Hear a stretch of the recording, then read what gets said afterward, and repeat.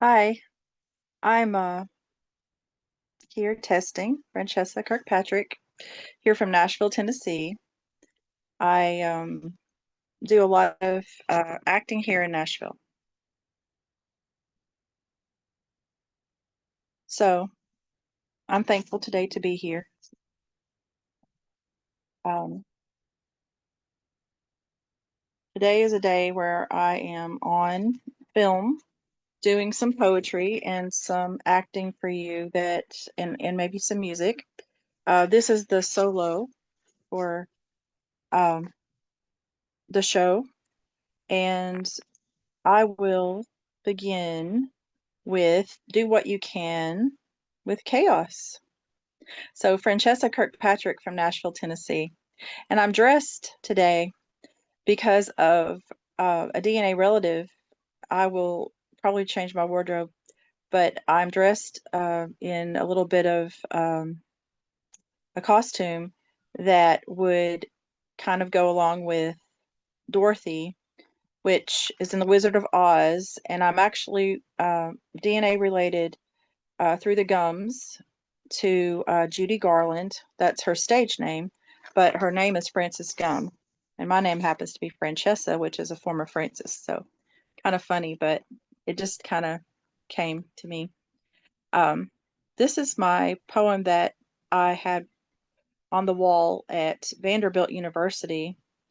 I do a cancer writing program at Vanderbilt during different times. We go on video or we go in person at the Curb Center, which is sponsored by a guy named Mike Herb, but it's the Ingram Cancer Center, and that's the program. So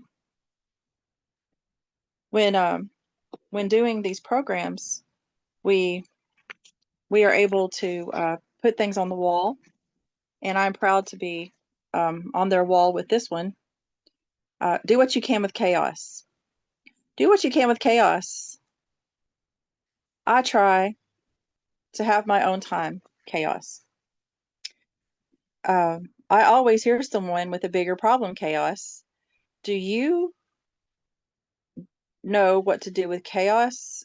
See, chaos, I pick up in a time when I break down. Do what you can with chaos. I choose not to smell the rotten things that chaos brings. Do what you can with chaos. I spit food out when it's not done right. Do what you can with chaos.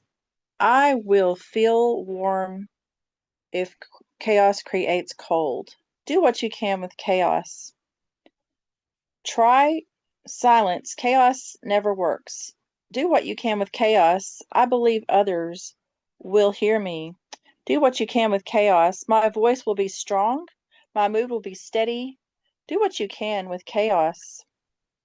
I listen even when those can't hear me. When even their ears are frozen, when their ears do not understand my sound, my grandma always said, do what you can with chaos. So that was one that I had hanging in a gallery here in Nashville. It was kind of a neat situation. I've been a door person and I've been a radio person and I've done a lot of artwork and things like that. So here I am. This is part of my childhood singing stars. So here when I talk about singing stars, singing stars. A telescope is all I need. I find a place where the city lights fade and the sky darkens, and I look at the stars as ancestors did. Do what you can with chaos was part of this also, the grouping that I wrote this with. So this is what you say when do the stars sing. I always thought they could. When I moved as a little girl, here to Nashville, Tennessee, I saw country music stars singing, and I believed in the magic of stars. I would lay on the top of my mom's car humming, reaching up my hands and pretending to play the stars, my feet tapping to the beat. Twinkle, twinkle, stars shine bright with sound. I step away from the telescope and, face upturned, I open my mouth to sing. I find the perfect rhythm. Dance with me as I sing to the stars. That was called Singing Stars. And I believe that is published in uh, one of the journal things that's available for purchase. Um, so let's see. Guard dog. This is about my brother.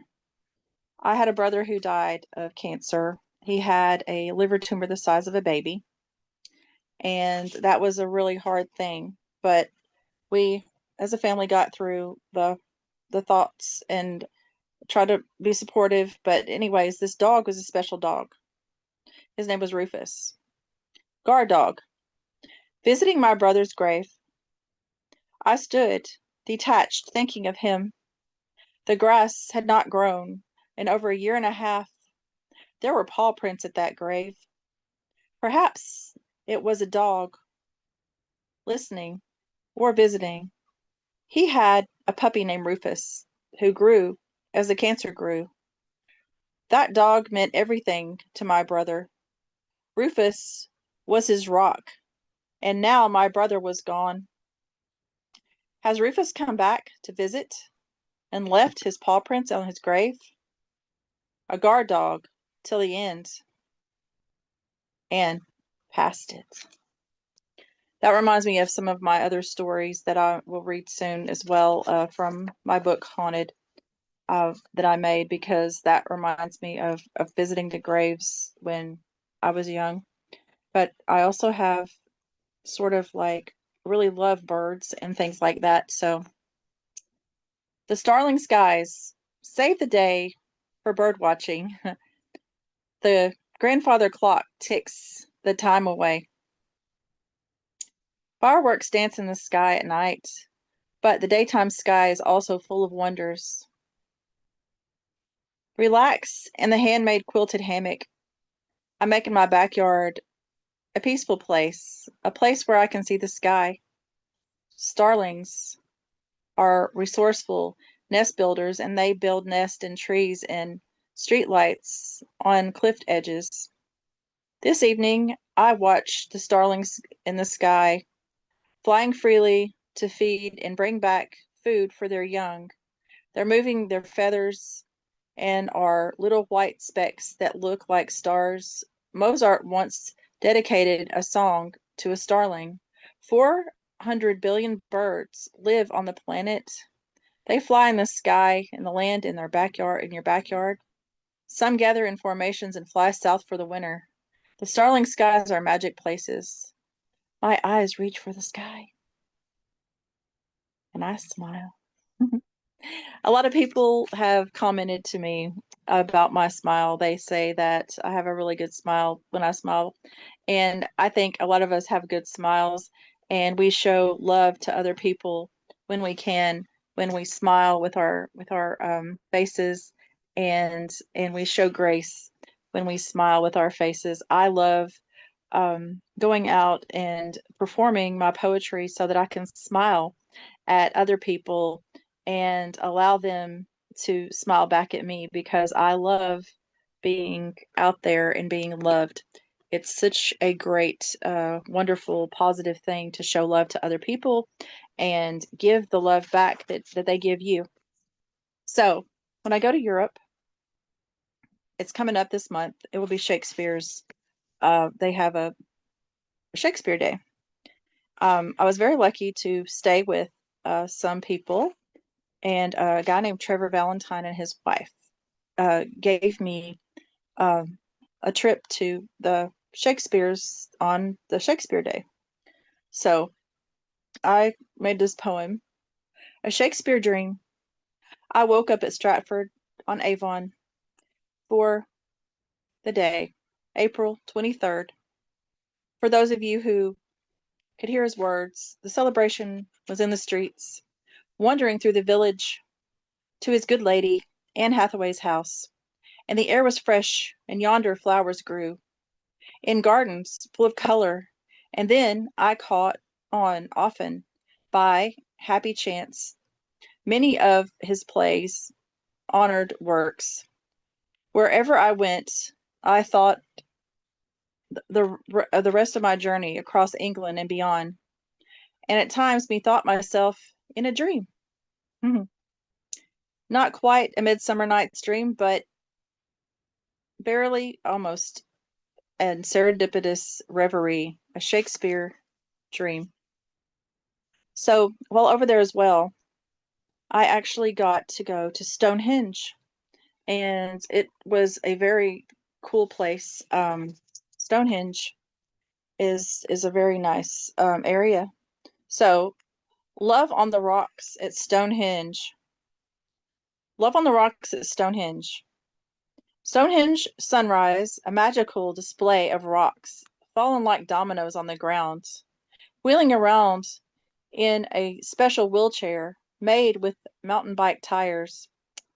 Uh, all the footprints from the past ages around me, and my feet stuck to the pedals, never touching the ground. Away from Stone Circle, I see the heel stone. And what does that mean?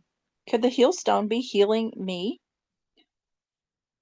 Oh, does that mean that our ancestors were here and they mirror me across time? Where are they now?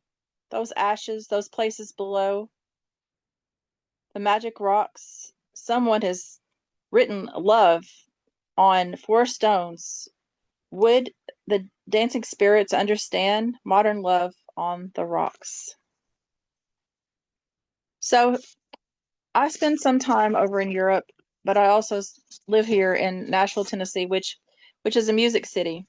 And I have worked for people like here on this magazine, Keith Urban, um, and I have had many artists that I've worked for when I worked the door in Nashville, Tennessee. Um, they have been very kind to me throughout the years. I see them sometimes, and their family participates in movies and things like that. So when I see them, I think, wow, this is such a cool thing. They um, they bring me joy when I see them because of the different generations of music that are here in Nashville. Um, I really enjoy the different generations of music that I have been able to grow up with. I've seen people, their grandparents, then them, then their children and the grandchildren, sometimes even the great grandchildren.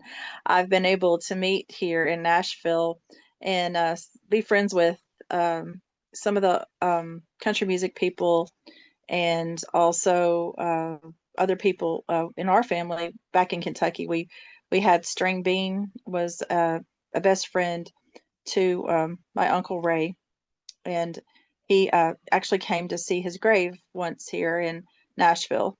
So I was looking around and I was thinking, this is like a really cool thing that we can be in a place where people can even come visit and learn history. We have a place called the Country Music Hall of Fame that I'm a member of, and I get to go there sometimes and see the people from the Country Music Hall of Fame. uh, they actually come up to you and they are very friendly, and we have such good talks and things like that. Like I said, above all, that's our job. Sometimes we are music people, we are poets, we all kind of perform in our scene. And that brings me to this magazine that I love that I use here in town. It's called the Nashville Scene. Um, I have loved it for a very long time. It tells you all kinds of stuff. You can find it online as well because it tells you things that are happening in Nashville that week that you're around and things like that. I was fortunate enough to live also in a place where this magazine was created. It's called In Focus.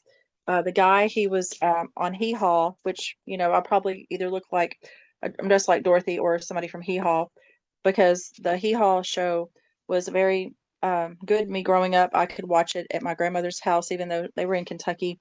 I could watch it and mimic some of the things that they did, and it brings you to like make make you happy, and make you kind of like you want to be a part of the comedy and laughter. And I make a lot of jokes. So that being said, in one of my poems, I make a joke about horses, and it's in my faces and people's I love places in people's faces. So anyway, it's called She Has Horses, but it's a joke. She has horses. My friend began to tell me about her horses. I thought owning a horse was a very interesting hobby. She lives in the ranch near George W. Bush, and the conversation about how her favorite horse is named Francesca, which is almost my name. My name is said Francesca. So I listen close, and she tells me how these horses have certified cool names like Stormy, Blaze, and Chase. Horses. I just love horses. So she says, even though she takes them to a horse show in Lexington, Kentucky, in their little horse trailer, every year they drive and they sell little horses at the show. She was telling me this story. I wanted to see photos of those horses because I love those horses. To my surprise, she handed me a photo of miniature plastic horses lined up neatly in a row in her bedroom on a shelf. Can you imagine? Can you imagine? I mean, you're thinking you're going to see horses and you get these little plastic horses coming out at you. Also, there are so many other stories that I have that I come up with. A lot of us people here in Nashville are so talented, and they come up with all kinds of different things. I love the music scene here because it is just so uh, amazing, and we all here support each other, and we all have many dreams uh, about each other and want to help each other. And I've volunteered to help each other a lot, and I also share my friends' work and they share my work, and that's just the way we do it here in the volunteer state in Nashville, Tennessee. People we love tourists, even though people say, oh, there's so many people, but we love people coming to visit, and we love people learning about our history and things like that. And like I said, I've been here since I was a little girl, so I've learned a lot about Nashville. And here we go. Is another one that I said about someone said, because this was during when we stopped getting our tourists a few years ago because of things that shut down. But here we are. I got to write a few poems that are in some of the books that I have. Went over to England, these poems did, and were published. So someone said, this is a dream. I have no more social stream. I used to flow so smoothly, and now I have no job where that club once rocked. Someone said, please wake me up. Is this a dream? One more moment and I will scream. Someone said, put away that guitar. Close that bar. Someone said, you can't walk this way or talk this way. Not a mask on your face. Get out of here. Someone said, sit down. I have a plan for you, man. Close your eyes and remember a time someone said, years from now you'll think you were hibernating. Are you dreaming or are you alive? Someone said, life will be easier ahead if you just keep living it. Smile again, smile, and take it one day at a time. Things will get better, and you will shine, and you will keep singing, and you will keep dancing, and you will keep loving life. So basically, that particular one was about loving the life that you have, being a part of your being a part of your scene, and having something happen, and I had a pictures in the book that says show must go on. So yes, we all got back together and we started having um, the things that we wanted. We got back together and we started having life the way that we wanted it, and we all came and did a lot of things together. My last name used to be Wolf. So this particular poem is about wolves because I love wolves and I would love to protect them. I have went to wolf sanctuaries all over the world uh, and thought about the wolves. So if you ever see a wolf, think about this. Wolves and the environment. Wolves and the environment. Wolves, one of the most precious animals, were once in danger of extinction. We all heard stories growing up about the big bad wolf, Little Red Riding Hood, and the three little pigs. All narratives point to something bad about wolves. What does our environment say about wolves? In Yellowstone, for example, the elk population grew, too great without wolves. Elks ate all the willow trees in the park. Since the reintroduction of wolves in the park, wolves now eat the elk, and we have a healthier ecosystem. Balance is needed to protect nature no matter where we live. No matter where we live. Beavers can build their dams back due to the wolves. Ranchers and hunters were under the wrong beliefs. Sometimes people are under the wrong belief about killing the beautiful wolves only helped to control the environment. So they thought that doing the other thing would do, but now we're bringing them back and it helps our environment. So wolf packs have integral roles in nature. Despite their comeback, wolves need support. I mean, really, they do need support more than ever to tell a better story that will keep wolves a part of the environment. So when you think about a wolf, think about a better story that you could tell. And even though we have our fairy tales and our other tales that we have to deal with, the wolf story that we have now, we can make our own wolf stories, and the wolf could be a hero and instead of an enemy. So I love that. Anyway, yes, I am so proud that I was asked by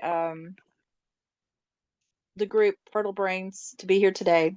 Fertile Brains has been so good for me. I get on and talk with them and see what they need, and they came and asked me today to they read a magazine article about me, and they asked me to come today and speak about myself solo. And I do have a lot of stories and things to tell in my solo act. So here we are. Um, there's one about Clay's Play Money.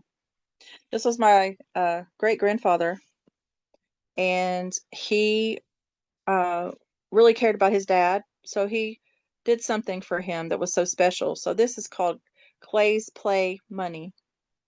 Clay's Play Money. My great grandpa, John Tyler Wolf, moved from Kentucky and became a judge in Arkansas. He got bit by a tick and caught Rocky Mountain spotted fever, causing him to go blind. His son, Henry Clay Wolf, moved him back to his small Kentucky town. John Tyler moved to shop, so he went to town often. Because he was blind, people took advantage of him and gave him back the wrong change. Henry Clay had no idea. He made his father a special money to take to town.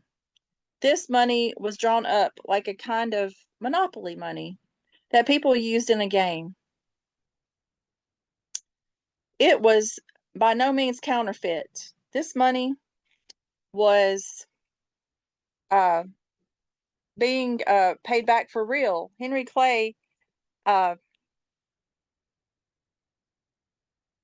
Henry Clay went to pay back the money for real, and he heard. And so when I was young, I was curious, and I heard about this money, and I said, "Well, what was it?" so I thought he was pretty smart for a guy with a third grade education. I wondered how my great grandpa spent his play money. So get imaginative. If somebody has a handicap or something like that, you can help them by, making things easier for them. You could make, for instance, my great grandfather made money for his dad because he was blind and he didn't want him to get, but you can do a lot of things for people to help them along if they need it. People um, do need our help sometimes when we can't do a lot of stuff. We do need to be more mindful of taking care of other people that have disabilities and people who have aged out, to where they can't do a lot of stuff. They have a lot of stories, and until they pass on, they are so wise and they give us such love and such hope and things like that. But being able to speak to other people across the world about this, it means a lot to my heart. I am, like I said, I love my DNA. I love that I can talk about it. Like, like research a little bit on this place called Family Search for free, and also go through knowing that I have relatives that have been writers. I've even have one of the famous writers is Emily Dickinson. She's in my DNA as well. When I say DNA, people look at you like, "What are you talking about?" And you're like, "Look, this is like people that are in your family line. You're not talking about like, oh, you went to the reunion with that person because they didn't even know you probably or something like that, but they're also born before you. There's been many famous people born before us. There's been people that are, becoming their own right now. People can come and do anything they want to do. They can sing, they can dance, they can make paintings, and that's what I do. I sing, make paintings. I used to dance. Right now, not currently because I have some physical problems that I have to overcome, or maybe just, I kind of play dance, but I can't really do it as far as get back out on the thing. But I do love seeing my friends dance. I have lots of cool friends that I watch that do. They get out on the dance floor with that music and they go and they inspire me. They really inspire me. And also going back to inspirations in my book, with the Clay's Play Money, and to be in this part of the set that I'm performing.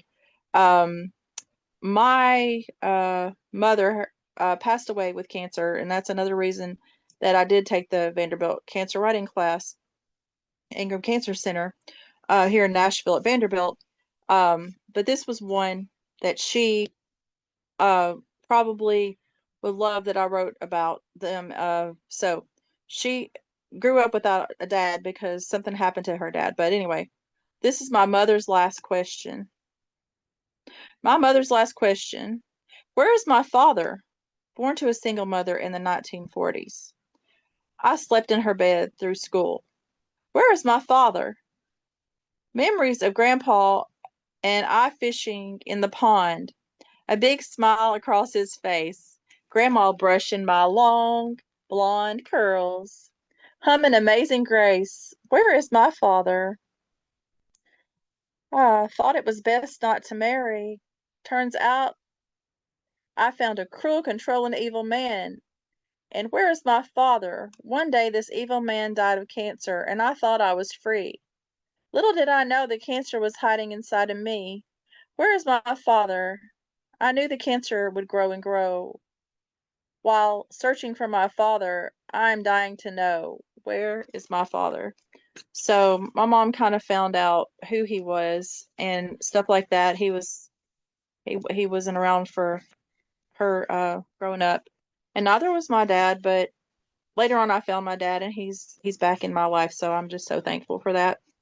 So even if you have, I'm going to say this not very lightly, but even if you have children and you have people, that are um with you might not have been able to see your children, or you might find a child, it might mean the world to them to come into your life and you take care of them children, because they grow up and they remember the good times you share together, the good times and the smiles and the laughter.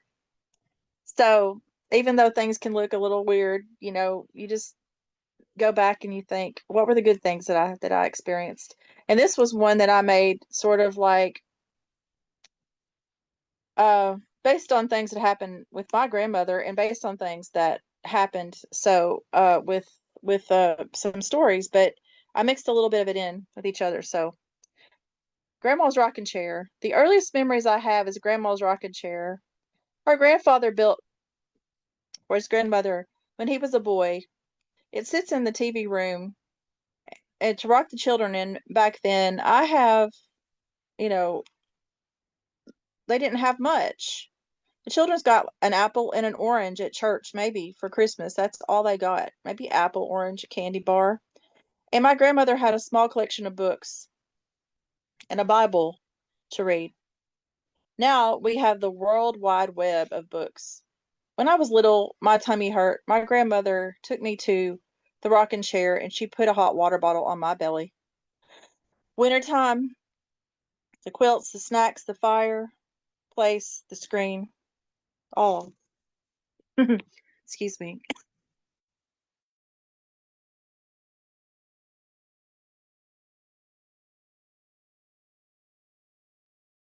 Excuse me, had to have a little break. Um, Read about family members. Her grandfather set her down by the rocking chair one dark winter day, warmed up the fire in the sleigh to the shop.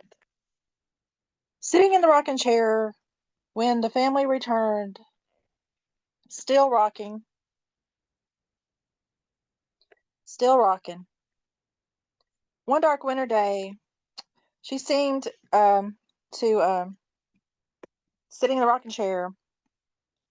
So, still rocking, but my grandmother was not. So, people do sometimes pass away in the rocking chair, and she died at home with a smile on her face. That was so sad, but we all know sometimes we lose people, and that is one way that they lost people back then. There wasn't really a lot of doctors and a lot of things, medicine and stuff like that. And excuse me about the coughing fit and all that, but I was a little sad when my throat just started to kind of, you know. But anyway, we are better now, and we do cry sometimes when our family come to our mind, and yes, emotions and things like that. I have, speaking of, I have done a lot of different books and things like that. So I'm going to turn this to some of the books that I've done and kind of give people a view of that kind of thing that I have over here. Um, this one was called The Troller. It was in England. This one was called Geographic. Is it relevant? This was called Globalization and Touching Tongues and Sinew and um anyway, the haunted one. That's the one I'm going to pick next is to read from. Is the haunted book. Because haunted was part of my family. And well, actually, I'll leave that for another time because it looks like that our time has been 30 minutes. And I kind of went into that 30 minutes. So maybe another time I can come back and tell you about some of the books that I have, but I'll just tell you about them now. I have Francesca's Poetry Jewels, I have fairy tales, I have some about mermaids, and I do handmade books. And I'll leave you with a song because that's what we do sometimes when we're doing this show. So this was one that touches my heart that I love. It's um, Coal Miner's Daughter by um, Loretta Lynn. So here is I'm going to do Coal Miner's Daughter by Loretta Lynn. And this is one that I really love. I'm just going to sing a few verses of it because I can sing a little, but I had a little bit of a choke just a little bit earlier, but that's okay because we can still sing. Okay. I was born a coal miner's daughter, back there in the hills of Butcher Holler. We were poor, but we had love. That's the one thing my daddy made sure of. And I was born a coal man's daughter. So anyway, that's just a little bit of how I sing, and I can sing better than that. But like I said, just a little earlier, I had a little bit of an allergy. Um, so I got choked a little when I was talking because I talked for so long. Anyway, um, the beauty of singing is here in Nashville, and the beauty of knowing like who you are is in your heart. So everybody, please remember, you also can do whatever you want. Come out and play in the world and talk to people and make your poetry, make this your life, make this the love you feel in the world. Taking care of other people, that's what I've done all my life. So I'm just thankful that other people around me can do some of the same stuff. And I want them to be able to experience anything they want to experience. If they want to sing, if they want to be in a band, if they want to do that, just go join something. Go get your things together and just put it out there. Don't be afraid to put it out there. The love is in your heart. You can do it. And the joy is in mine to share with you. And thank you for joining me today and enjoying this show and enjoying this place in India that I am speaking. I am so proud to have been on the show. Thank you for the solo show. And I really love Fertile Brains. Like I said, I am a really big fan of Fertile Brains because they help us in our community, even though they're in India, but they help like shine a light on what our people are like and what we are like in our setting. So join them sometime. Share this with other people because this is how we do it. Word of mouth. Everybody can share their poetry. Everybody can share their words. And everybody can share their love. There's so much about me that I didn't get to say today because, like I said, I did a little bit of poetry, but this is the solo show. So we have all this. And I also love Patsy Cline. I love Loretta Lynn and Patsy Cline. So they both inspire me. So the last little part I'll sing for a couple of my friends that love those people. I'll do a little bar of crazy. Crazy. I'm crazy for feeling so lonely. I'm crazy, crazy for feeling so blue. Goodbye, you guys. Thank you so much.